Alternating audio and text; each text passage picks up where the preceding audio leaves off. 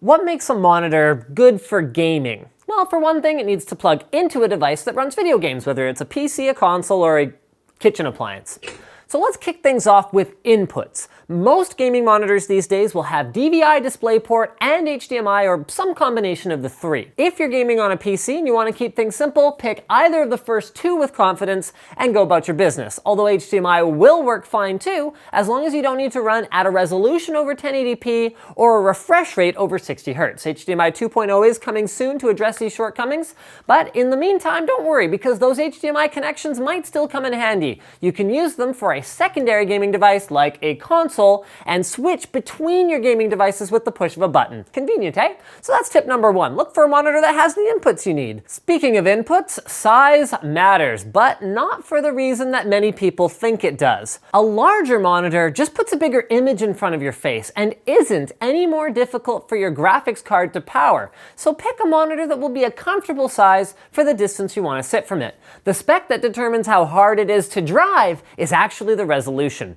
A 24-inch 4K monitor will be about 4 times more difficult to drive than even an 80-inch 1080p full HD TV because of all them pixels.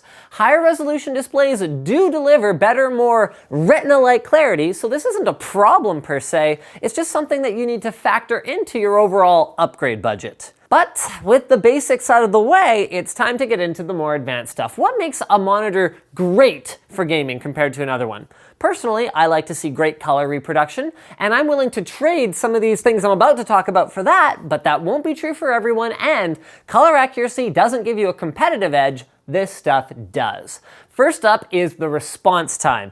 Pixels or dots on LCD monitors don't work the same way as old tube-style CRT monitors. And when the image updates, they actually gradually shift from one color to another.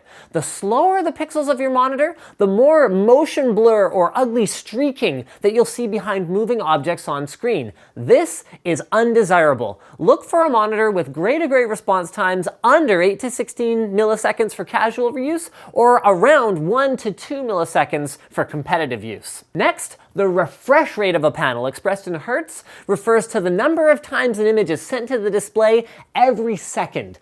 BenQ has a great graphic that illustrates the benefit of this, but I think it should be pretty self-explanatory. If your eyes are getting more updates per second, you're getting information slightly faster than your competitor. It's a definite advantage, and very fast monitors today can run it up to 144 hertz at 1080p. That means you stand to get every frame up to 10 milliseconds sooner than a fellow combatant using a 60 Hz display. Next up is a spec that manufacturers don't report, but that's easily as important as the others. Input lag or display lag. Your PC outputs a signal, sure, but there are electronics inside your monitor that need to translate that signal into something that the panel can understand.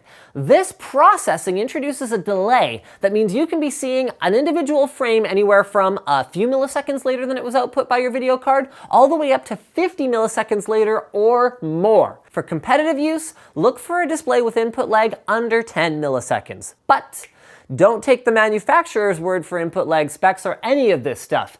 LCD makers are notorious for just inventing completely meaningless specifications that suit their marketing purposes and nothing else. So be sure to check out sites like Blurbusters to get the skinny on the latest gaming displays. And that's just still kind of the basics. Other features like 3D vision for stereoscopic gaming, wider, more cinematic aspect ratios, low persistence modes with backlight strobing, and finally G-Sync or active sync modes that let your graphics card tell the display when to update can all have a dramatic impact on your experience. So with that said, it's possible that this guide actually raised more questions than it answered for you, but don't worry. If that's the case and you still want some help drilling down on the details about these different specs or features, or if you just want to be hands-off and pick the things that are important to you and then get someone else to help you pick an exact model, head over to LinusTechTips.com where our friendly, helpful community will set you on the right track. Speaking of friendly and helpful, clothing salespeople who hover around you constantly asking if you need help with that? When you desperately do need help, but you don't feel like you can ask because they're putting all this pressure on you. Back off, commission junkie! Just trying to not have people judge me for always wearing the same shirt all the time on my show. and I don't want to spend a bunch of money on replacing it all. Speaking of commission, 5-4 Clothing is a new sponsor here on TechWiki. For only $60 a month, you can join the club and get access not only to exclusive designs and styles, but also to your own personal, non-commission assistant who will hand select at least $120 worth of new digs for you every month to help you build out a stylish, affordable wardrobe. Just fill out a quick questionnaire. It actually takes less than a minute about what kind of a look you're after and your size, and they take care of the rest. You can see they did a great job for me. This shirt is different. Not so different that it frightens me, just a little different. Perfect. Thanks, 5-4. Guys, if zero hassle clothing shopping sounds pretty freaking sweet to you, head over to 54clothing.com and use offer code Linus to save $15 on your first month. That's $45 for $120 worth of clothing. Bam. Guys, thanks for watching. Please like, dislike, and share this video accordingly to your enjoyment level. Whatever, I screwed that up, I don't care. And finally, if you haven't already, don't forget to subscribe for more fastest possible episodes just like this one.